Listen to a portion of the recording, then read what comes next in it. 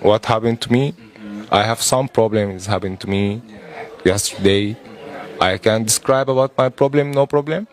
I see my brother in social media. I'm very happy and lucky I met him today. I have just yesterday problem. I sat in some place yesterday, some club, and I lose my bag. Just in some club midnight yesterday. Yeah, midnight, yeah. Everything inside my bag, everything. Wait, but which club? The name? It is in, I think in Rumera. Ambura.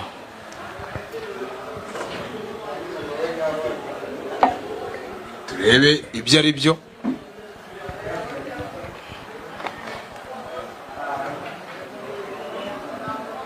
Ni biganza byari bifite amafaranga.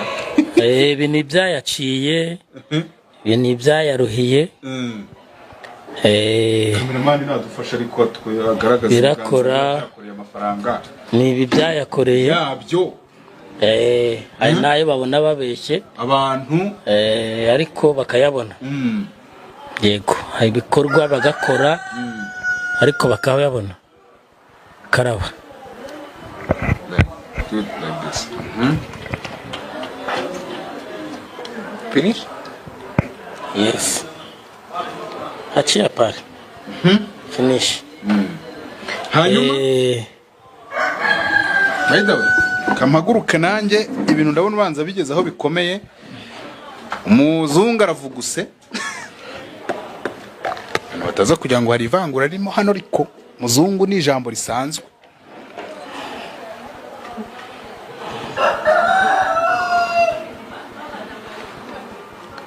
Ibikaya amafaranga cyo ni igikomo ariko.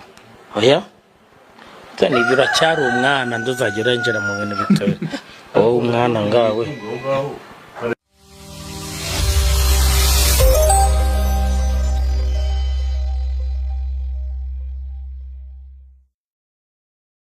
Urakoze cyane wowe ifunguye iyi video hano kuri 5guys TV. Nizere kumeze neza cyane. Jewe nitwa Junior, umusore wanyu utagira imigozi muhambira. Kuba kumushwe ntago ari mweza gacare kanshimire cyane wowe wakoze subscribe kuri channel yacu ya 5guys TV. Nawe utarayikora gira gutya uyikore. Turi kumwe na muganga Rutebuka ndetse n'undi mugabo ku ruhande ufite uruhu rw'umweru. Reka mbivuge mu Kinyarwanda cyiza. Baba bita abazungu n'abagabo beza cyane bameze fresh, baba batembereye hano mu Rwanda ariko baturutse mu bihugu byabo. Murabizi hano dukunda abanyamahanga iyo baje badusanga kuri wa mutekano wacu ducuruza ndetse n'amadevize ari serious. Hano mu Rwanda ibintu na amahoro cyane, ariko impamvu twicaye hano ntabwo ari ibintu byoroheje kuko uyu mugabo yandikiye 5guys TV avuga ati yewe nagize ikibazo nahuriye nacyo hano mu Rwanda. Kandi nabonye 5guys TV musoro abantu bagiye batandukanye babavuzi bagakondo, ariko se ninde muvuzi wagakondo wamfasha ko nibwe? We yibwe amafaranga. Ayo mafaranga aravuga ati sinayaheba ko byagenda kose. Arasobanura byinshi ariko turanza tubasuhuze kwanza mbere ya byose bose duhere kuri Rutebuka unyegereye. Rutebuka amakuru kari wowe twashyizeho kino kibazo. Ni meza. Umeze neza nta kibazo? Nta kibazo. Ngero usuhuza abantu ariko se ubwa mbere bakubonye hano abadukurikiye. Abo tuziranye bose mukomere nabitegura kutugana mwese ni karibu. Welcome. Welcome. Welcome. Dusuze n'undi ku ruhande muraho. How are you? Fine. My name is T. I'm Egyptian. Sorry, your name is T. T. Yeah. T. Yeah. Only T. No, it's because my name in Kenya, Rwanda is have problem. My name is Taha, meaning in Kenya, Rwanda, Taha is meaning go home. So I take shortcut. I say my name is T. Yeah. Yeah. T, how are you? I'm fine, bro. I'm fine. I come here to visit Rwanda. It's nice country. Everything is good. Safe country. But wait, which country? I'm Egyptian. I'm Egyptian. Egypt. Yeah. Egypt, okay. Tuvuga ngo ni mu Misiri. Yeah, Misiri, yeah. I come here for visit Rwanda. I love Rwanda. It's nice country. It's clean country. People here is friendly. And number one for me and very important for me is safety country. Safe country and safety. But I tell my problem, what happened to me.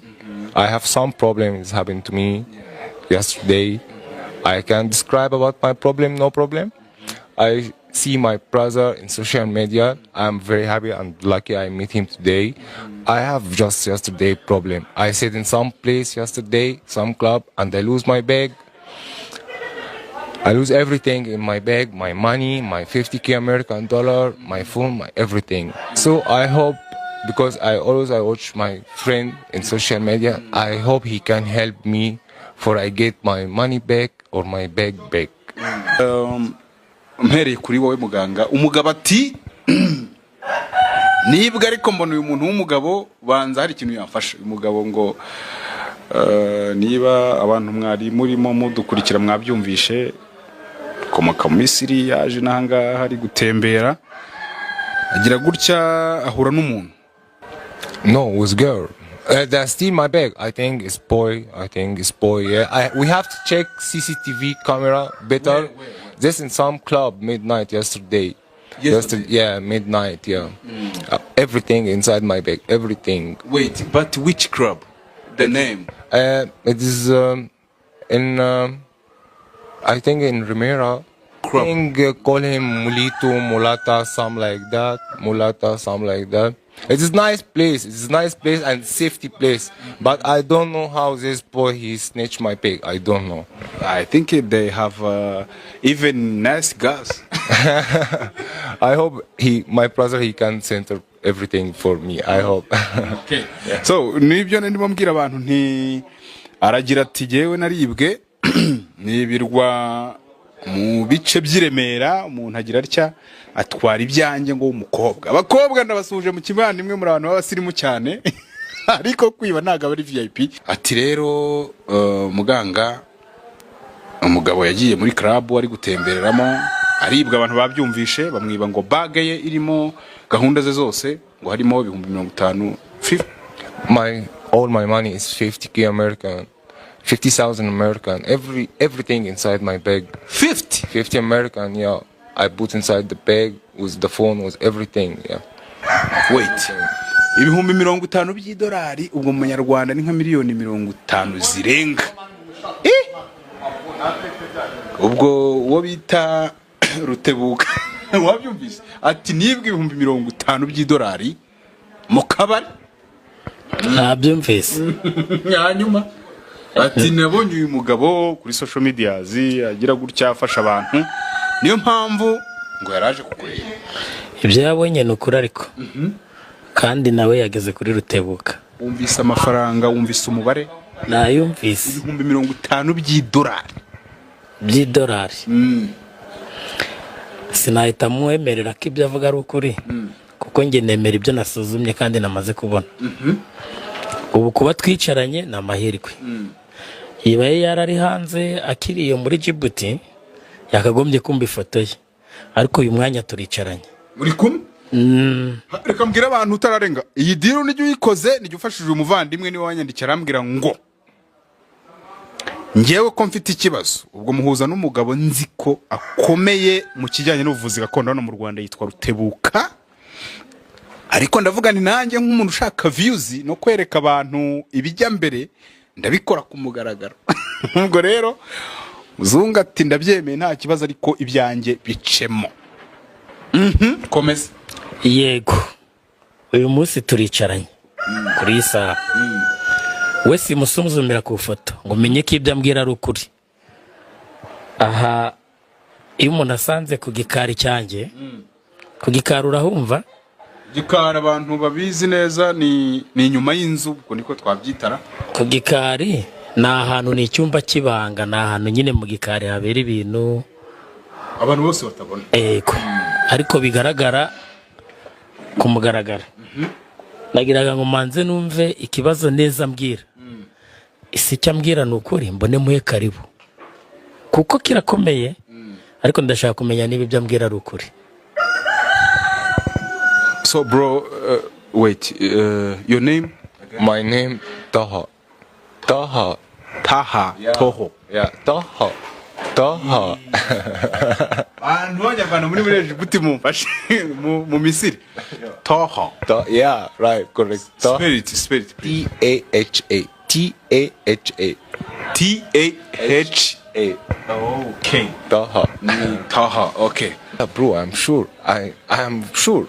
Of course, bro. It Do is you remember like This happened Her in the first- midnight. In the midnight. This time I'm enjoy with my friends, you know. Just like 2-3 seconds, I look around me. I didn't get my bag, you know, and I don't know where. what do you want? Like I need my brother because my brother. I watch him in social media. And he helped the people, and I know he's nice guys. I hope he can help me. I hope. help you like Forget my bag, my money bag, my passport, my everything. That's all. But for me, important my bag. It's very important for me. My bag, my passport, my everything. You know. I hope. bafite icyizere ko I'm sorry. I see him always. He help people in social media. So I hope he can help me. Okay. Thank you very much. okay let's ask him ari kuvuga ngo yizeye ko ngo umufungo we amafaranga nako niko musigaye mubyita ariko ngo n'umufungo ngo ari bugaruke ngo kubera ko yakubonye abona uri umuntu ngo ufasha abantu just mbashaka mba nongeye ko ndi kuvuga icyongereza bigomba ngo ufasha abantu ngo ku kijyanye nabyita ubwo n'ubuvuzi kuko n'ubundi amavideo yawe ajya asohoka hanze ari ubuvuzi bwa gakondo ariko ngo afite icyizere ngenda kigira ari uko manjiye namusuzuma ngo menye ko ibyo ambwira ari ukuri. utishimiye kuba ugiriwe icyizere n'umuzungu sibwo bwa mbere nahura nawe, uyu nibwo bwa mbere. Abandi bangeraho duhurira ko bakamba amafoto ngo abasuzuma tutegeranye, ariko uyu munsi nibwo bwa mbere. Niyo mpamvu ubona ndi mu ndambara ikomeye. ntabwo ufite bwuko nimara kumumenya niba ibyo avuga ari ukuri ntabwo bafite. ngaho rero tutatindiye abantu badukurikiye cyangwa se nawe tutamutindiye ibyamuzanye kugira ngo bicemo bano bagabo barabizi bakorera ku gihe. Hari igihe umuntu musezerana guhurira ahantu yakerererwa agahita avuga ngo abanyafurika niko tumeze, urumva abazungu bakorera ku gihe. Abantu barangica noneho ubwo nimba akorera kugera rero kaducunguza uburyo umwete kugira ngo ibyamuzanye bicemo. Yego nge ndi tayari.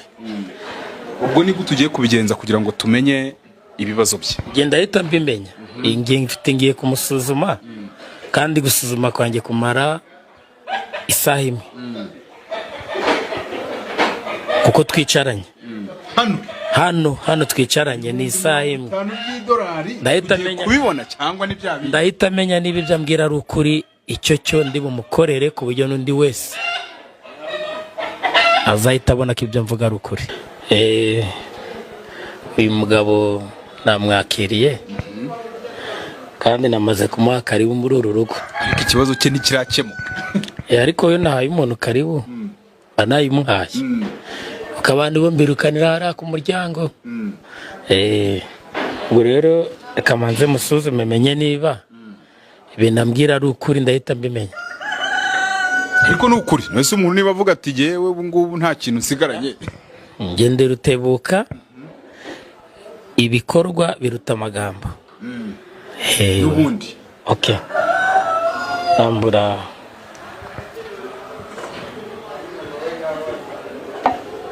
turebe ibyo ari byo.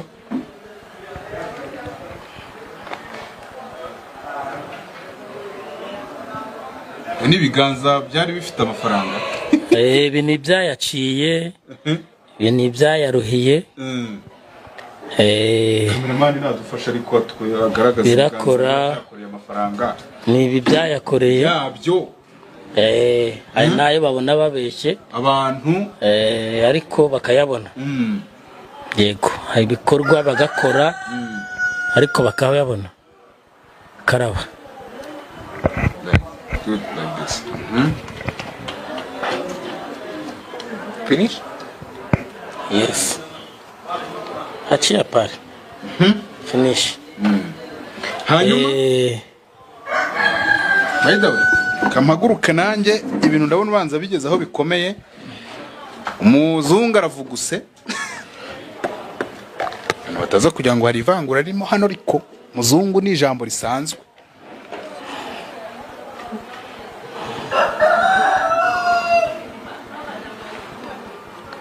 Ibika amafaranga cyo ni igikomo ariko oya tani biracyari umwana nduzagera njera mu bintu bitoye wowe umwana ngawe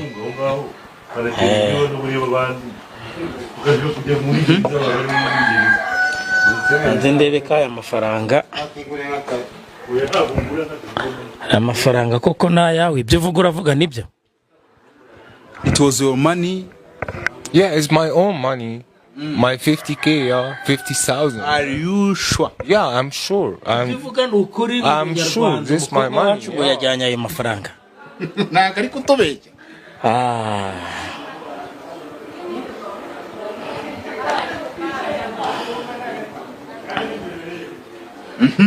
Ubwo uri mu biki rero? Ibimenyetso ko biri kugaragara ko uyu mugabo yaba ari kuvuga ukuri. Umunyarwanda yarayabitse? Umunyarwanda kazi nako ubwo niko bavuga. Yarahari. Yarahari. Ahubwo reka kanze ndebe niba ayo mafaranga wenda baba banayariyeho cyangwa bayakuyemo. Wese umuntu se yariyemo akaburusheti uhita ubibona nabyo nabi icyo ndabona nike.